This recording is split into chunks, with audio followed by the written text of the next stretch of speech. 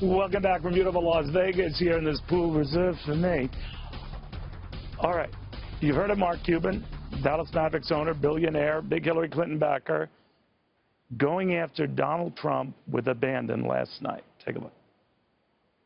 When you have a candidate who says they don't believe in the outcome of a presidential election in this country, that's denying democracy. Did you feel that way when Al Gore felt that way in 2000? No, that's totally different, and you know. That was after the outcome. That's when there were questions. There were discussions of hanging Chad. There was lawyers getting involved. That was completely different. I understand, but you were questioning the outcome of election, and maybe for very good reason. Was that un-American? That was after the fact, right, Neil? And come on now, you know better. In the middle of the night? No, in the middle of the night, because this I covered too. I mean, he was saying, well, slow down, I'm taking back my concession. Apples and oranges, right? Because one was after the numbers. One was after the numbers were coming through. But look at it this way, Neil. What if Vladimir Putin said, you cannot trust the outcome of the American presidential election, it is rigged?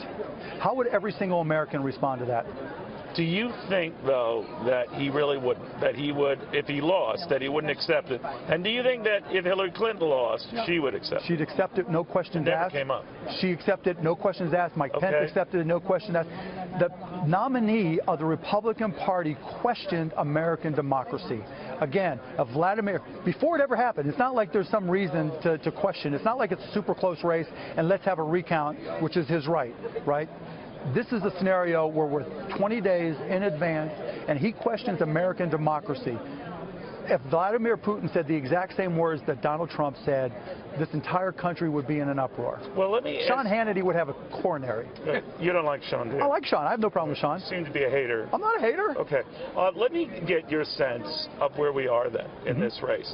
And you might have heard what I was saying to Nigel Farage, of course, the Mr. Brexit, as they call him. Right. That the sentiment was never reflected in polls that Britain's ultimately. There's always that possibility.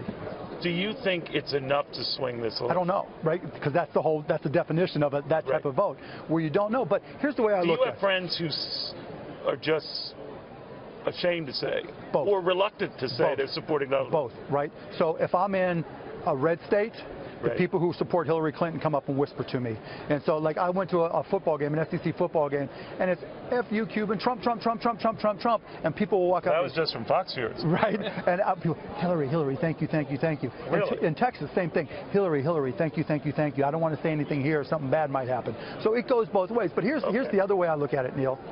If on one hand you think Trump supporters may be ashamed to say something to a pollster, what does that mean about them supporting his businesses?